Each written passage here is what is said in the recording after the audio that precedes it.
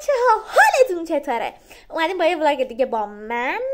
میخوایم چیزای جدیدی که گرفتم، لوازم آرایشی جدیدی که گرفتم رو با هم دیگه آنباکس کنیم و ببینیم که کدومشون از همه بهتره و این پشتم توجه نکنید.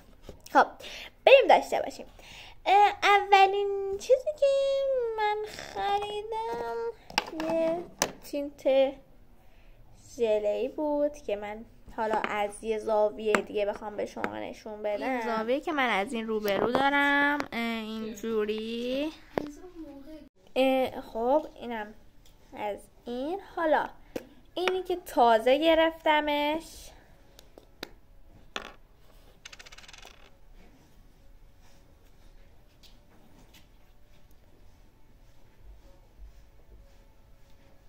عالیه.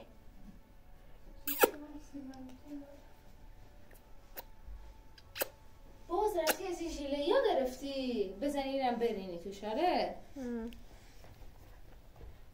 چه احساسی داری تو ویدیو ریدن؟ هیچی، رینویس میذارم بفهمن چی میگی.